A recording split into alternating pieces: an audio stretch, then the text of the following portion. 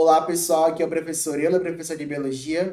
Vamos à nossa terceira e última questão de Biologia do PSS3, uma questão sobre evolução, especificamente sobre teorias evolucionistas. E ele fala o seguinte: desde o início do século XIX, teóricos com base em diferentes teorias defendem seus argumentos para explicar o surgimento das diferentes espécies. Com base nos conhecimentos sobre evolução, atribua VOF às afirmativas a seguir. A primeira diz o seguinte: para o lamarquismo, os seres vivos atuais são idênticos aos que existiram no passado, embora pudesse haver pequenas variações entre os membros de uma espécie devido à herança das características adquiridas. Pessoal, essa alternativa ela é falsa.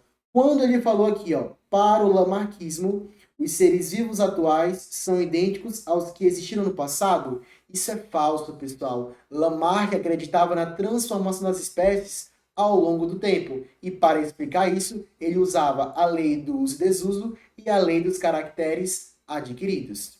Segunda, o evolucionismo darwiniano pautou a sua teoria na premissa fixista, a qual destacava que o fenômeno da adaptação conservativa é o resultado da imutabilidade de inúmeras gerações. Também totalmente falso. Quando nós falamos de evolucionismo, falamos lá sobre darwinismo, lembra de seleção natural. E lembra que Darwin acreditava na transformação das espécies. Ele não sabia explicar por qual mecanismo acontecia essa variação, mas ele acreditava que ao longo do tempo as espécies se transformavam. Tanto é que ele refutou essa ideia fixista.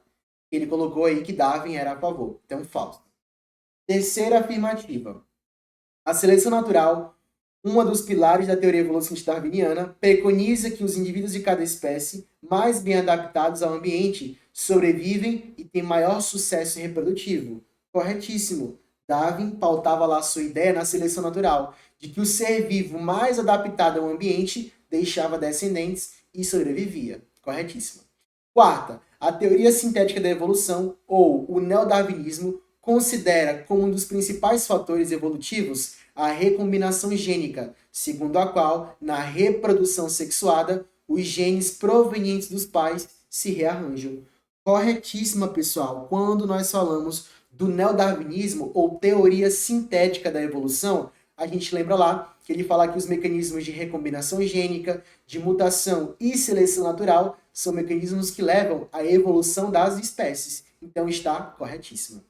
Quinta, nas populações de insetos em que surgem por mutação gênica indivíduos resistentes a um determinado inseticida, os exemplares selvagens serão eliminados, ao passo que os resistentes se multiplicarão. Correto, explicando aí a seleção natural, né? Aqueles que são mais resistentes ao inseticida, inclusive eles já são resistentes, eles não adquirem resistência pelo inseticida, eles já são resistentes. O inseticida só mata aqueles que são pouco resistentes, e aqueles que sobrevivem, que são mais resistentes, se reproduzem e deixam descendentes.